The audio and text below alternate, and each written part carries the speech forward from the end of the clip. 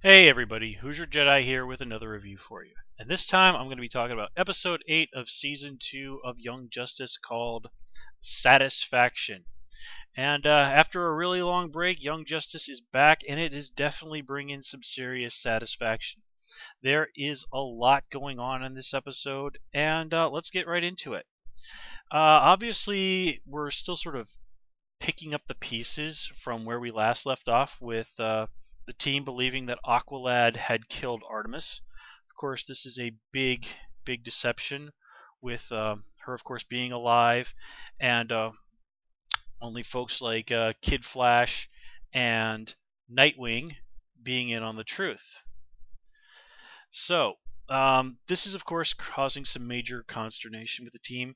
Everybody is really, really getting almost I don't know if I can exactly say obsessed, but getting revenge on Aqualad is on a lot of people's minds. It's on the minds of everybody, from Mal Duncan to Cheshire. And this is actually somewhat of a scary trend. Now Cheshire is an assassin. She doesn't really care at all about killing people, and she certainly isn't going to, stand by and let someone murder her sister. But the fact that this is really getting to the heroes, to the team, is somewhat of a troubling trend because the heroes of the DC universe are in general very explicit that you don't really seek revenge, or at the very least, you most certainly do not go out and kill the villain just because he has wronged you. And given that this series has not been above letting people die, has not been above heroes making some very, very morally questionable choices, it does add some real tension to the fact that some heroes might genuinely go out there and kill Aqualad, even though he is innocent. This is all really a big plan to take down the light, and they don't know that, and that makes for some really, really great conflict. And oh yeah, I guess they kind of want to rescue Lagoon Boy too, but outside of the team, does anybody here in the real world really give a crap about Lagoon Boy? I mean, even Miss Martian is more concerned with Superboy's birthday than her kidnapped boyfriend. Yeah, I can't help but wonder if maybe the writers have realized that the idea of Megan dating Lagoon Boy has more mileage out of it than Megan actually dating Lagoon Boy. And speaking of dating, it sort of looks like they might be hinting that Superboy and Wendy might be moving in a new direction together. And I find this to be very interesting because, one, Superboy, it does make for some very good mileage if Megan does still have feelings for Connor, and only when she's finally ready to do something about that, possibly, to turn around and see him moving on, having finally possibly found someone else. Now, granted, that's a lot to draw from just one scene in one episode, but the writers wouldn't have put it in there if it didn't mean something. And also, this does sort of follow some of the more obscure aspects of the Superman mythos, because in various versions of Superman stories, Superman is essentially immortal. Now, the mainstream comics generally don't play this up too much, and there have been many stories where we've seen Superman age. Kingdom Come being the most notable one, where we see Superman with some actual gray hair. But things like Superman Batman Generations, which, to be completely fair, was established as an alternate reality story, Superman is, if not exactly immortal, extraordinarily long-lived. So the idea of Connor having to deal with this, of that sort of vast separation from humanity, I think they might be touching on that a little bit. But that's not really bad, because here we see him with the possibility of having to form a relationship with just a normal human woman, with Wendy, the same way that Superman has formed that relationship with Lois Lane, a normal human woman. Now, it's been pointed out by various people that, in a way, given that he can't age, Miss Martian was really the perfect girlfriend for Superboy. as that she could keep her form at whatever age she wanted. So she could always physically be a teenager if she wanted to. And that way they could really avoid a lot of the complications, a lot of the drama that would come with him not aging. But of course, not having drama, it makes for very boring storytelling. So again, there's another reason right there as to why the writers would have broken Superboy and Miss Martian up. It was just too easy a solution to a very serious problem.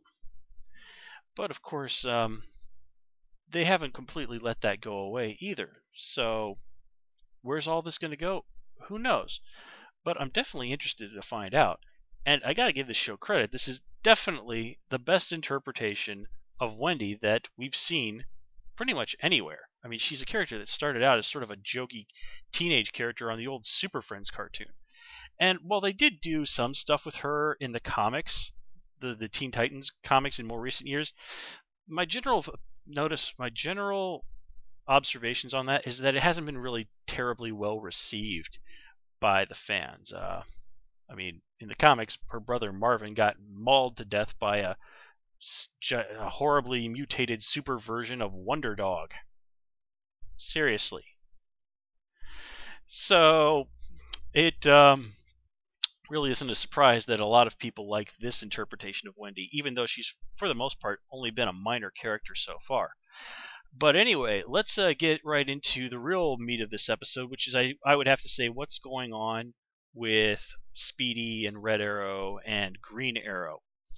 First of all, I like this episode did start off on a really good joke with Ollie going, "You don't like the goatee?" Because, I mean, let's not pull any punches. This is, overall, a pretty grim, rather serious episode.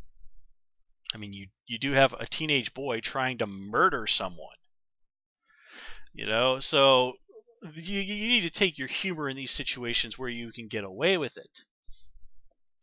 And I do like that the conversation that Ollie and Roy and Speedy, which is how, for the sake of simplicity, I'm going to refer to him, have in the hospital. It's all very realistic. It's all very understandable. And it's perfectly understandable that Speedy would react this way. I like that he bears Roy no malice because, as he said, none of this is Roy's fault. Roy didn't ask to be created. Roy thought he was the original Roy Harper. He had no reason to doubt this. And as soon as he learned that he wasn't, he personally dedicated himself to finding Speedy. Meanwhile, Oliver Queen didn't. And, that's a serious what the hell, Ollie. I mean, you couldn't go ask Batman for some help? I mean, you explicitly say that you're not a detective. You hang out with the world's greatest detective. And the guys in the Justice League, they are not without their resources as well. I mean, Barry Allen, well, I don't know. I forget who's I don't think we even know who's no, Barry's around. Yes, Barry's around.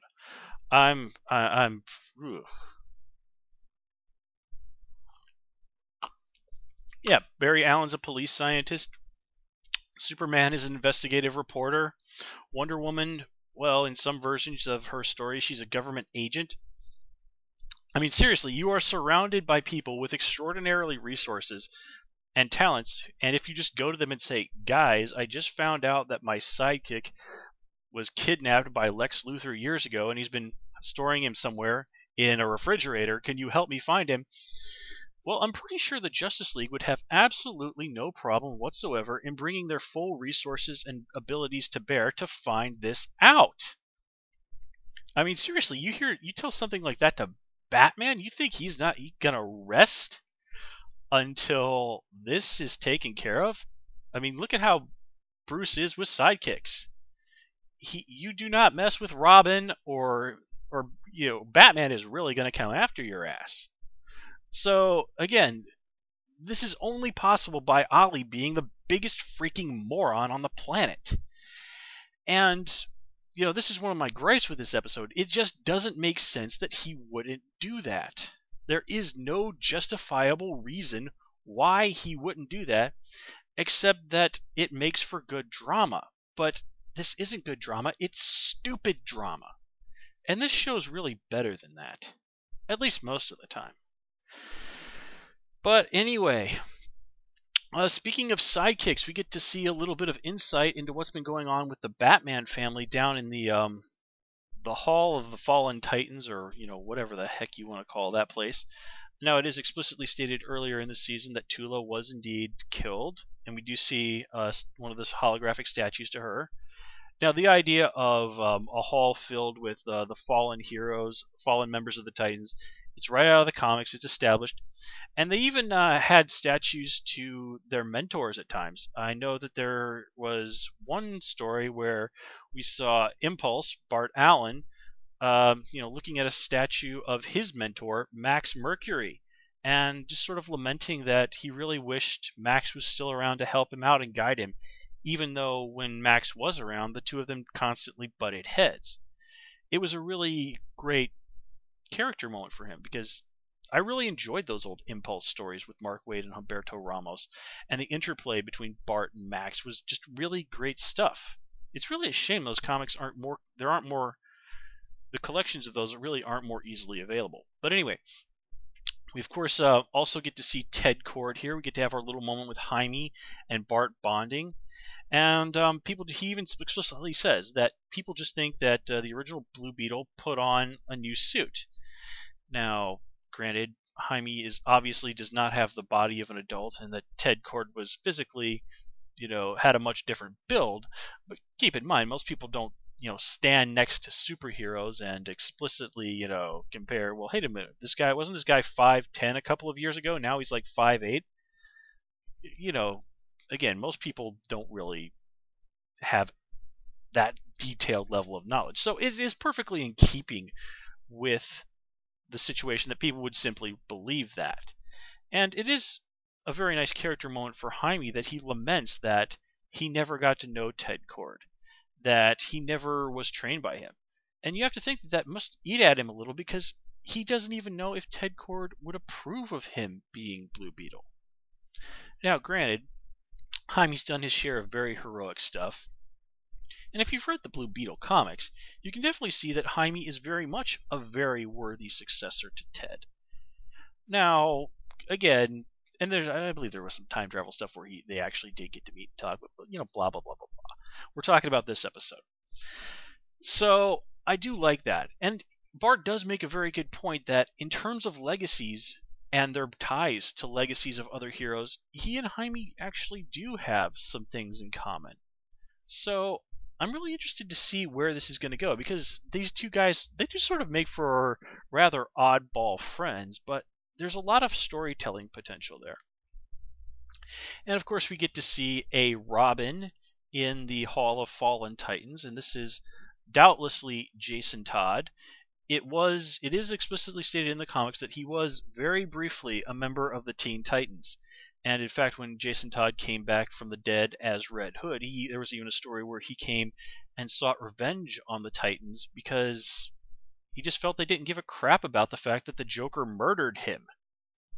And to be completely fair, he raises a good point. He even points out that in the Hall of Fallen Titans, he doesn't have a statue.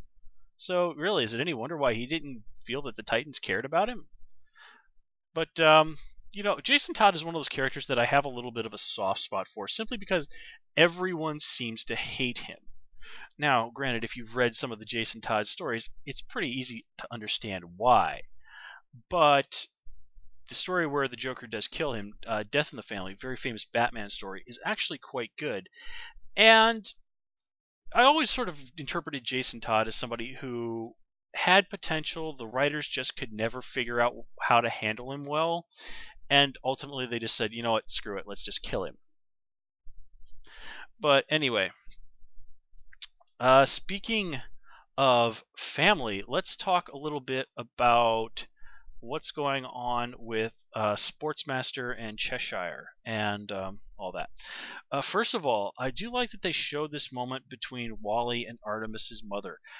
Given the long-term relationship that he and Artemis had been in, you can't help but think that on some level, Wally had probably already accepted this woman essentially as his future mother-in-law, and then he has to stand there with her, experiencing this horrible pain of the death of her daughter, explicitly telling him to his face that if it wasn't for you, I don't think I could survive this, and knowing that he is complacent in this horrible pain that someone he doubtlessly cares for very deeply, someone he almost certainly considers to essentially be a member of his family, and he's complacent in just driving this knife into her heart.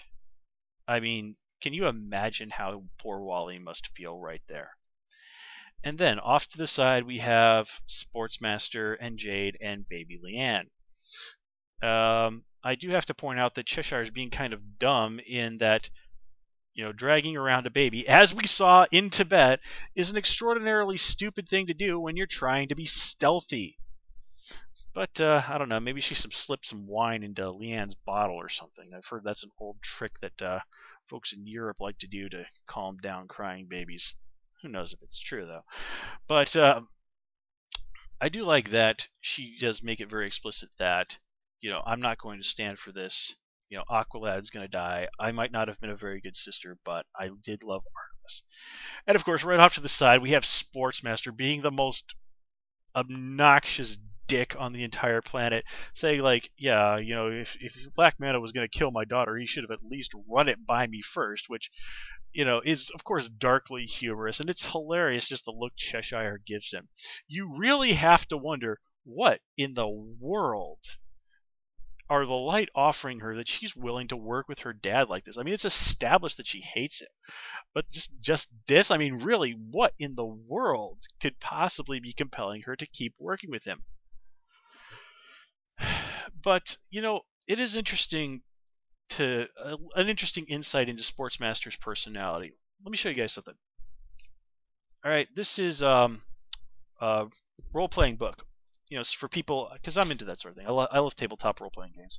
And this is basically, you can create your own superhero, or you can take control of an established DC character and have your own little adventures in the DC universe.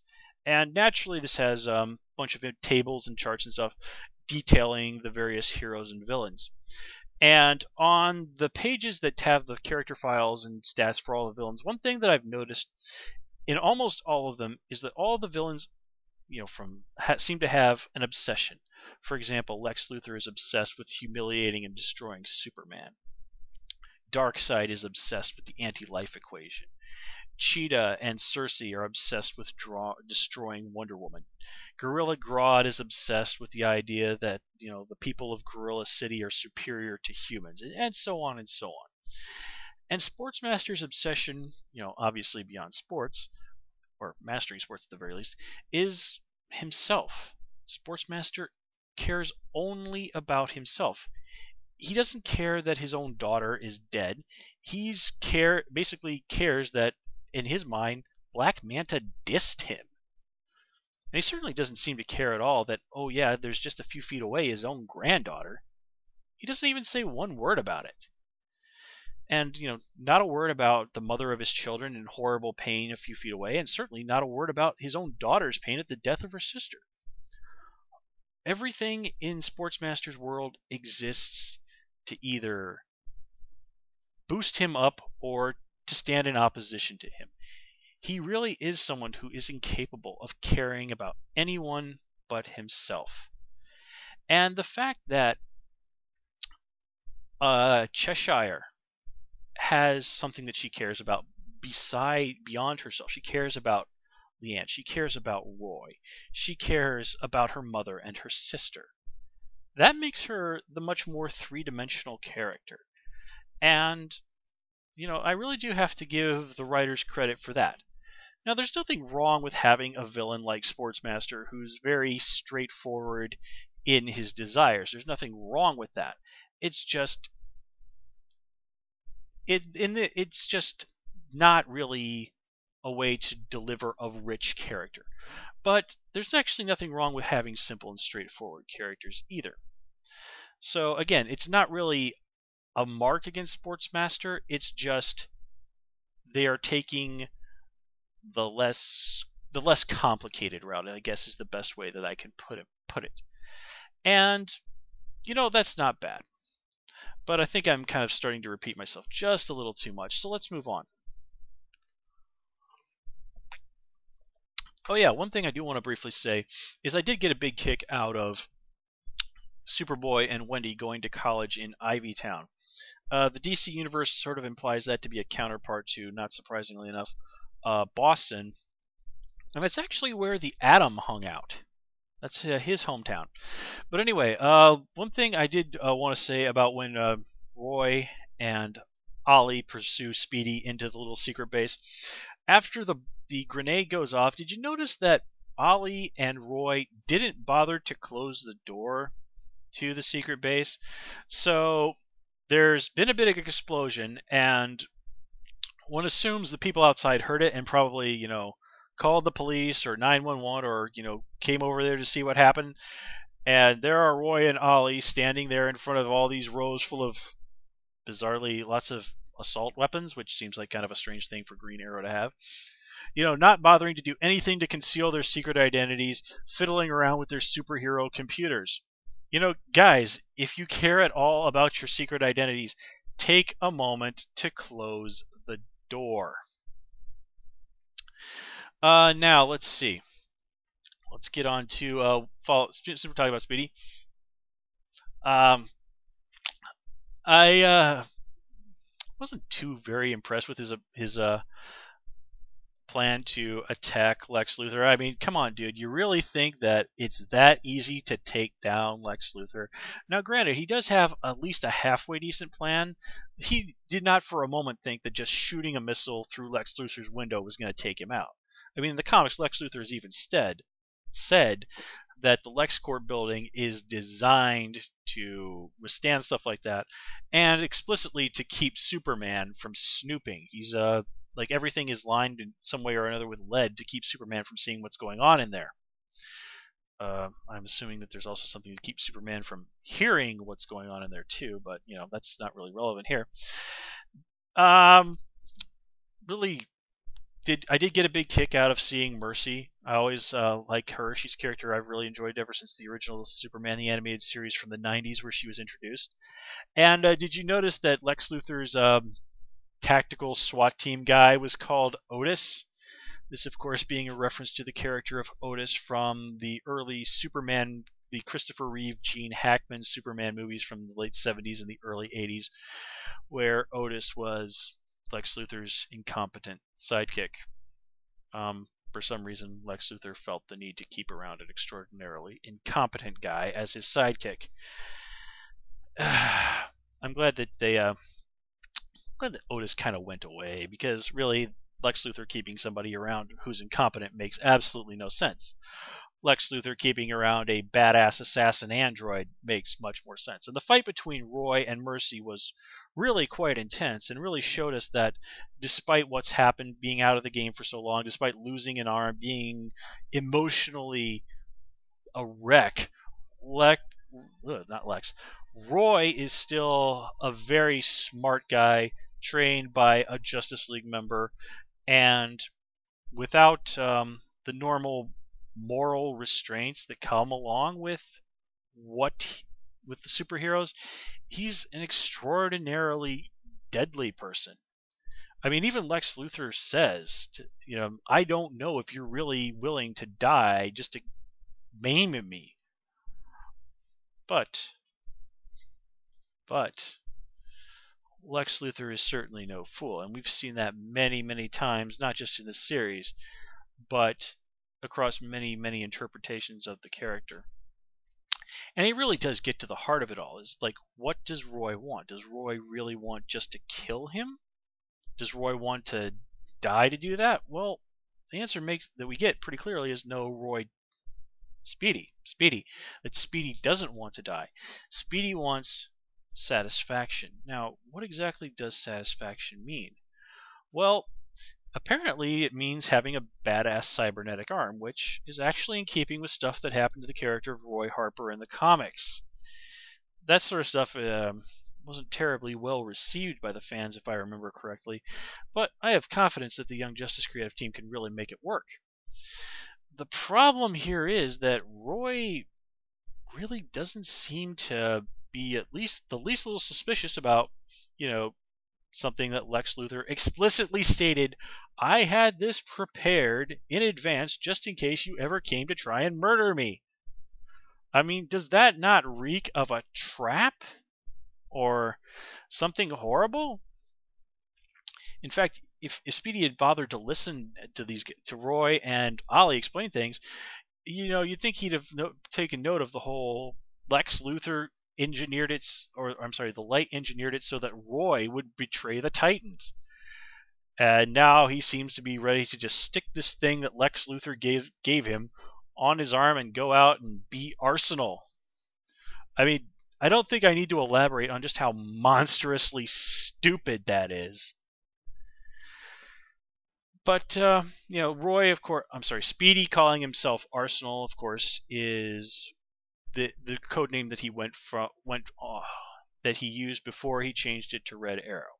So I do like that, and the whole battle with him taking on Lex Luthor is very much meant to indicate that he is very well suited to the name of Arsenal. So I'm interested to see where that goes. One thing I do have to say about this battle is, one, Lex was remarkably calm during the whole thing. I noticed that he didn't even make any real attempt to leave or get to safety, which is really more of a testament to Lex's arrogance than anything. But also, apparently blowing up cars and smashing them to pieces doesn't result in anything like shrapnel. Yes, there's no danger of cars exploding around you and you being hit by any of the flying pieces. At least in this episode.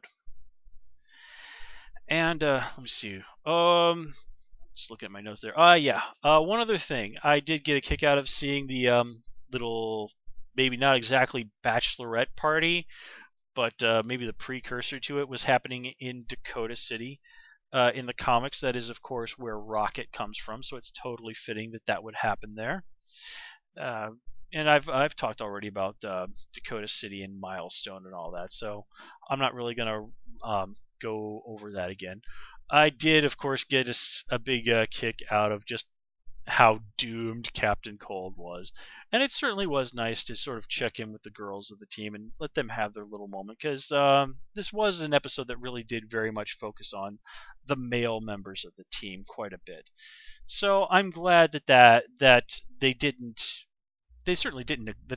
neglect the female members of the team, because really, we can't have that on a show like this. So, I mean, the team is like half girls, and they're all absolutely awesome characters. Anyway, that's all I really have to say for this episode. Yeah, the season is really, really off to a great return. I'm super excited to see what's going to happen later on. Anyway, with that said, folks, I'm going to call it here. As always, please comment, rate, and subscribe. You can, of course, follow me on Twitter at Hoosier Jedi. Just so you know, as soon as these videos finish uploading to YouTube, I always immediately send them out on Twitter. So if you want to be able to watch these reviews as soon as humanly possible, then Twitter is the way to go. And with that said, folks, take care and have a good one.